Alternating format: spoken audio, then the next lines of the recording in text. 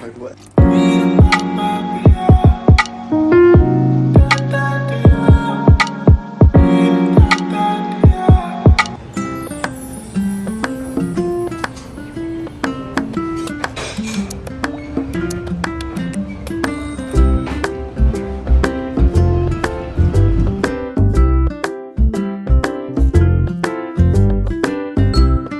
सबैजनालाई welcome back to our channel.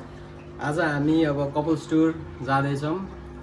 3 डेजको tour रहेको छ अनि यहाँहरूलाई थाहा नै होला अब हामी यहाँबाट निस्किने क्रममा छौँ अनि अब गएपछि साथीहरूलाई पनि भेट हुन्छ, साथीसँग कन्ट्याक्ट भइसकेको छ।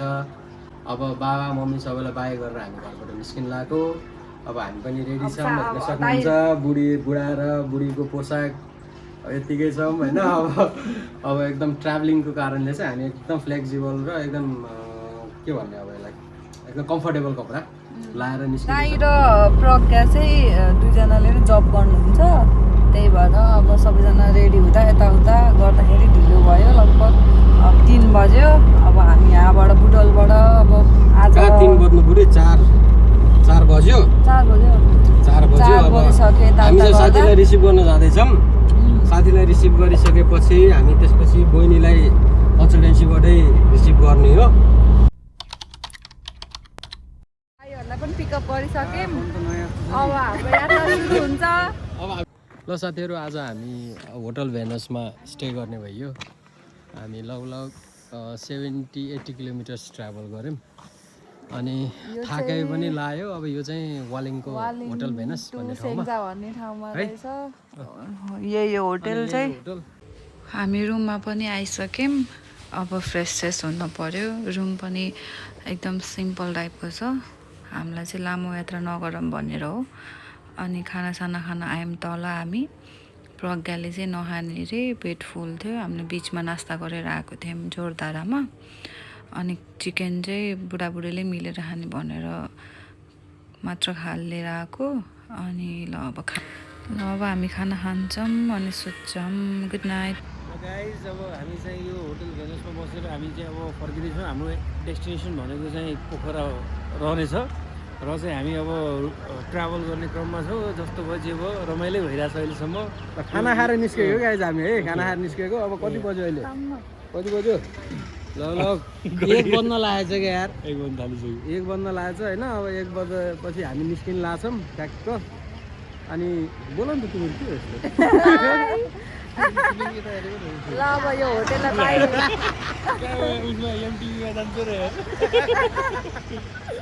होटललाई बिदाई गरेर अब हामी निस्क्यौँ पोखराको यात्रामा। तपाईहरु पनि आउनु होला। एकदम खाना चाहिँ बेस्ट छ है। खाना मिठो छ। स्टे रुम चाहिँ नर्मल छ तर खाना चाहिँ प्राइस पनि ठिकै हो। खाना तपाईहरुले अन्त खाना भन्दै खाए हुन्छ है। बाइ ल ल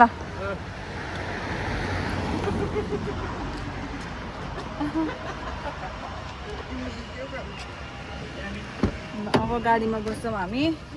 त्यसपछि अब लाग्यौँ हामी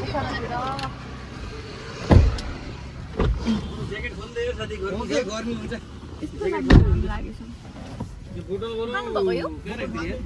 खाए हामी चाहिँ भर्खरै यो फाइनल्ली पोखरा अनि यो निवास भन्ने होटेलमा हामीले बुक गरेको थियौँ। त्यहाँ आइयो होटल चाहिँ यही हो। भित्रको एम्बियन्सै देख्न सक्नुहुन्छ, एकदम राम्रो छ। र यहाँ साइडमा चाहिँ सिटिङ हल छ, ठुलो सोफा। अनि अगाडि सोफाको अगाडि चाहिँ त्यहाँ हल छ। त्यहाँ चाहिँ ब्रेकफास्ट डिनरहरू गर्ने हल।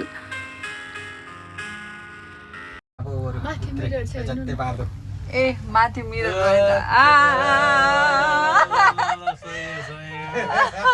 हामी त कहिले चढ्न नपाए चाहिँ गऱ्यौँ। चढे हामी अब रुममा जाँदैछौँ। ल 4th फ्लोरमा हाम्रो रुम। साथीहरु रुम देख्न सक्नुहुन्छ। अनि मेरो बुढीले बाल्कनीको भ्यूको लागि खोलिरहेछ पर्दाहरू होइन। ल हाम्रो होटलबाट भ्यू यस्तो छ है गाइज ल साइडमा एउटा स्कुल रहेछ अनि लेक साइड यतै छ 5 मिनटभित्र आउँछ मेरो बुढी यहाँ छ हामी स्ट्रिट 13 भित्र छौँ ल हाम्रो रुम यो छ बुढी हामी रेडी भइसक्यौँ अब बाहिर निस्किन्छौँ यता लेक साइडतिर अनि हाम्रो आउटफिट चाहिँ यही हो आजको तर रेड केही छैन आज मेरी क्रिसमस हो तर केही प्लान छैन होइन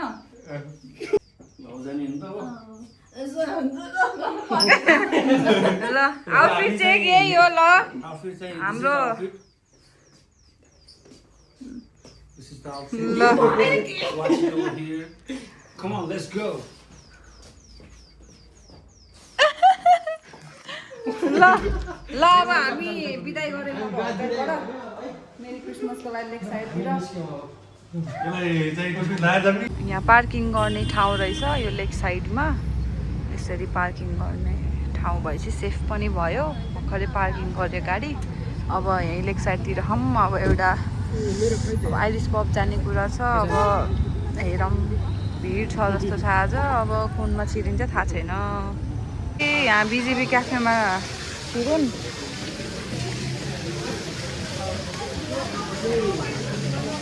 यस्तो छ माहौल यहाँको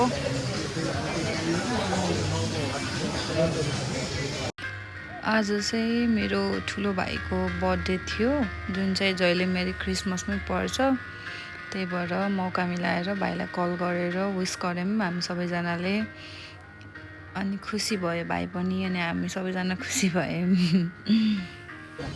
Happy birthday, बाबु.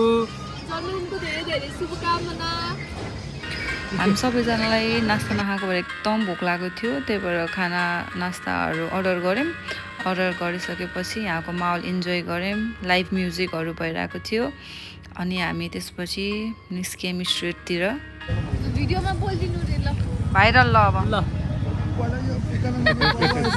अलि ह्यान्डसम भन्नु ल मेरो भ्लगमा आउनुभयो हजुर है पान खाइए मिठो होइन भने तपाईँले पैसा लिनु ल यो कहाँ लोकेटेड छ पनि भनिदिनु न त लोकेसन पोखरा लेक साइड हलन चौकदेखि बाया चौकको बिचमा पान दिनु पहिला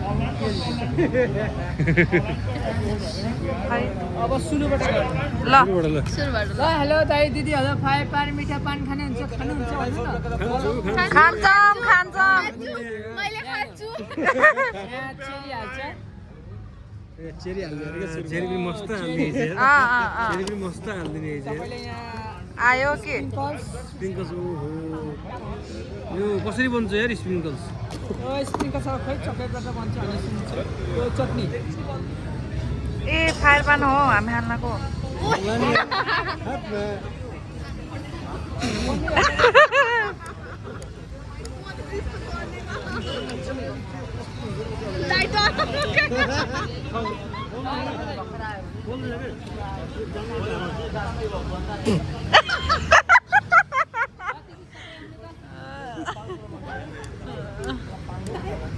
पुल्छ पुल्छ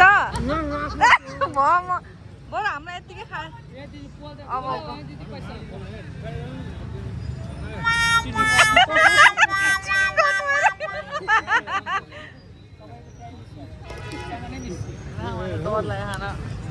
अब मेरो पाली है